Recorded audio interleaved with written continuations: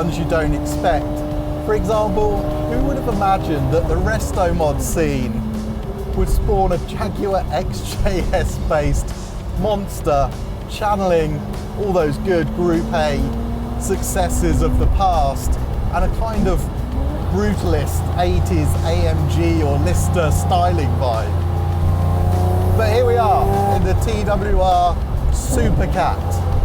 This is a prototype vehicle, so we've got about 80% there in terms of dynamics, NVH, all that good stuff, but it should give us a very good impression of what this thing is all about. Now, it won't have escaped your notice that the restomod world is basically built up around Porsche, isn't it? And there's good reason for that. It's because inherently the 911 has got so much good stuff about it, and you can choose to exaggerate or reimagine or just hone in on different qualities to create all sorts of different driving experiences. It's like the gift that keeps on giving. The question is, has a Jaguar XJS got those good bones? Has it got the inherent qualities to create a properly special driving experience?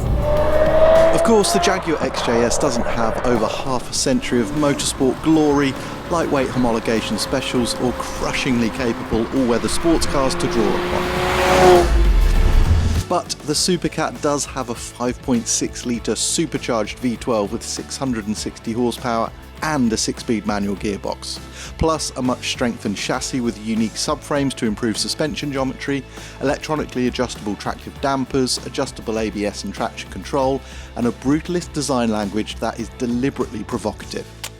This isn't the TWR of old who conquered the European touring car scene with the XJS in 1984, won at Bathurst in 85, and went on to create Jaguar's Le Mans winning XJR9, but it is co-founded by Tom Walkinshaw's son Fergus and has some other interesting characters involved.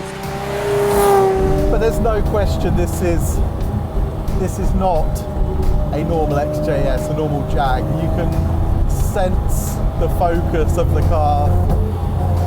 You can feel that they've worked on the structure to try and make it stiffer. The damping feels more poised. But before we get into the finer points of it, I'm really intrigued to speak to some of the team behind it. We've done plenty of background info on this, but there's one guy who's steeped in the world of modifying Porsches, that restomod world, before it even really existed. So let's have a chat with Magnus Walker and see what he thought he could bring to this completely mad project. Hello. Hey mate, top of the morning. Good to see you. You brought the British weather with you. What's going on? I know, this is terrible. So we've come to Magnus Walker's backyard. We're on the Angeles Crest Highway. You're going to hear a lot of noise because it's a mecca for driving fans, and it's LA and we expected sunshine, but we haven't got it. But never mind, because we have got a TWR Supercat. So I want to talk to you about this because I think of you as a Porsche guy first and foremost. I know you have some wider interests, but how do you go from being outlaw man in Porsches to getting involved in this thing, which is an outlaw in everything but name, actually, isn't it? You know, we all have an inner outlaw. Yeah, I'm a Porsche guy, but I like variety. Being British, obviously, I like British cars. I like Jags. I've owned them. Ironically, I wanted to do a hot rod XJS project back in 2018. I even spoke to Ian Callum about it when he was at Jag. He liked the idea, and then he left Jag, and it never went anywhere. Fast forward to 2 years ago, Lee Newton, ex-Porsche guy, involved as a consultant with TWR, asked me would I be interested in this project as a design consultant. I laughed and said, hey, you must be a mind reader. I've wanted to do this project for quite some time, and that was how I got involved as a design consultant, bringing back the resurrection of TWR with the Jag XJS. And then I brought in Kaisel Salim as the head designer, and for the past 2 years we've collaborated together. So what did you think, with all your experience with Porsche, what did you think you could bring from the Porsche world to this car, or did you just want to hype up that Jaguar history and that Group A racing? For me, ironically, I just wanted to do something that wasn't Porsche. Porsche's built a lot of 911s. People have been modifying Porsches since the James Dean days in the 50s. There's nothing new about modifying Porsches. There's a lot of bespoke companies here in LA that do spectacular jobs.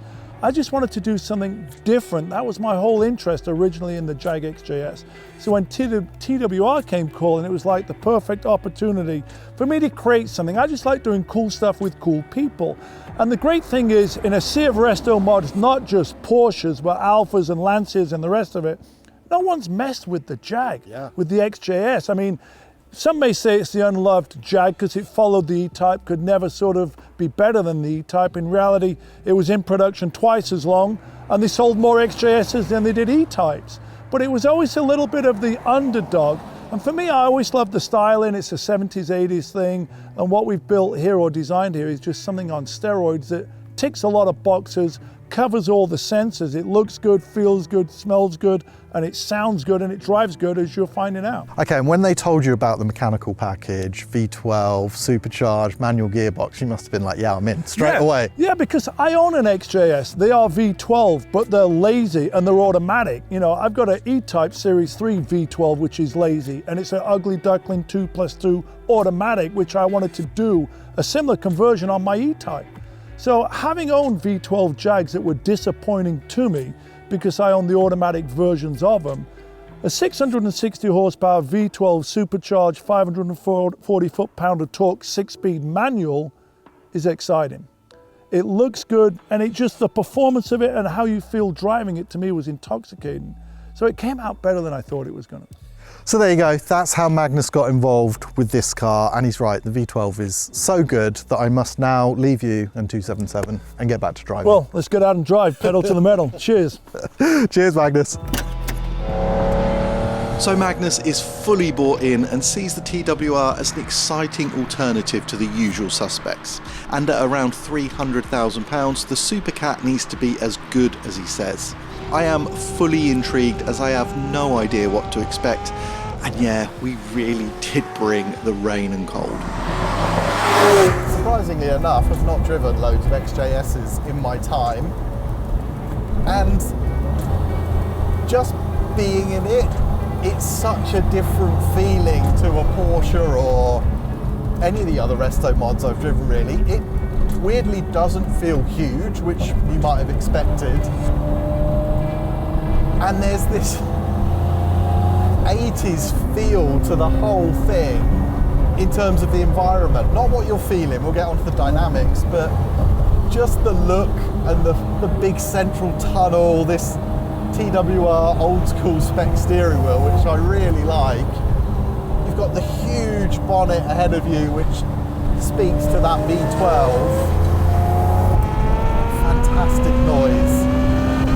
And 6-speed manual box, which is just exactly what you want. This thing is pretty cool to be in, which is a really good start. So you've got this upright driving position, the long bonnet ahead of you, as I said, but weirdly you don't feel like you're sat right on the rear wheels. You feel sort of in touch with where the car is and where it is on the road. It sounds a weird thing to say, but you're just right in the center of the car, if you like. And that's important because it gives you a bit of confidence immediately, which is a really nice thing to have when you're getting into something so wacky looking, so much power, it's raining. You want that confidence, and there is a lovely, natural, intuitive feel to where you sit and all the controls.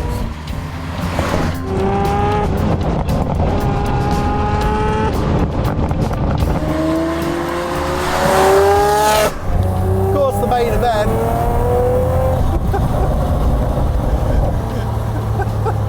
Is the engine. It is mighty. It's got such a lovely character, this motor. I mean, on the overrun it's unhinged. There are different drive modes that I can play with down here.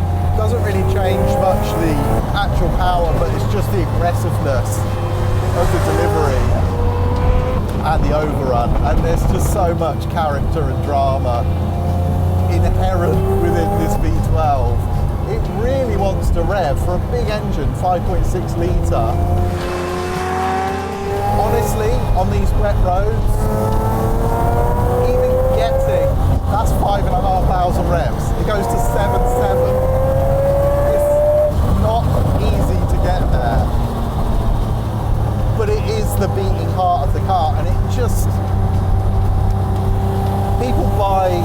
sorts of cars, they seek them out because they want to be served something that they cannot get from new car manufacturers. And a V12 with this bite and venom, hooked up to a manual gearbox, hooked up to a chassis that actually has real flow and poise, is something that you can't get in the new car world. And it's hard to think of another car, classic or modern classic, that has this level of just absolute drama married to genuinely good dynamics. It's a real feast of a thing. On an uncharacteristically miserable California day, I couldn't fully unleash the Supercat's engine, but well, just enjoy the noise and the fury.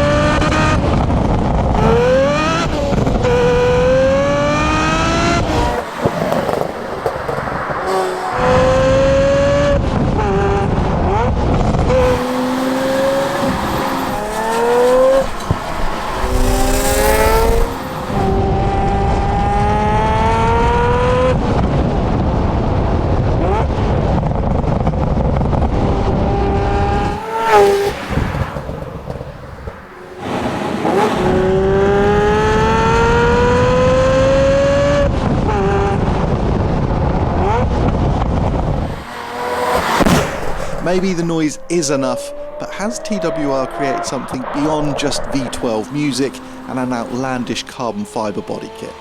Here comes the geeky stuff. So how do the dynamics of this thing stack up? Well, it really is an interesting car. It's got an electric power steering system, and it's good, but it needs a bit of work. It feels nice and responsive, nice quick wrap, not too darty and not too heavy either. There's a bit of feel. You can actually, in these damp conditions, feel it lightening up when it starts to understeer.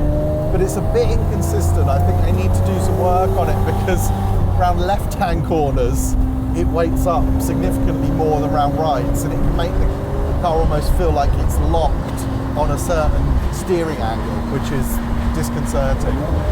But there are some really good things. It's got a really lovely race biased pedal box, and there's no assistance for the brakes.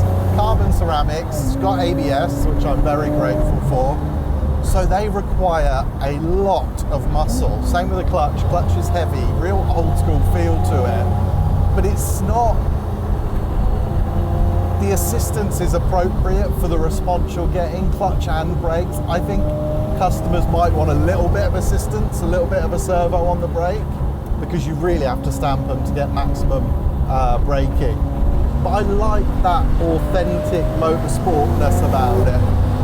Gearbox, it's a Tremec 6-speed box, really nice shift actually. I mean, I'm at the point where anything that's got a manual is good. I'm not going to moan about it too much. Quite a long shift, but completely smooth, easy to use. The only thing I'd change, the gearing is strange. So first and second, with this amount of power, almost feel like sprint gearing, and third as well. They're not, it's just there's so much performance. But the gap between third gear and fourth gear is huge. It was a deliberate decision, and I think it works if you're up at 7,000 RPM. It revs to 7.7, this thing. And you probably don't drop too much, but the reality is on the road, trying to get to 7,700 RPM and then change up to fourth is impossible. So you're more often shifting at 4.5, 5, and then it makes the car feel like it's bogging. So I would change that, but the action of it's lovely. Throttle response really good, so blipping the throttle, no issue whatsoever to do the rev match.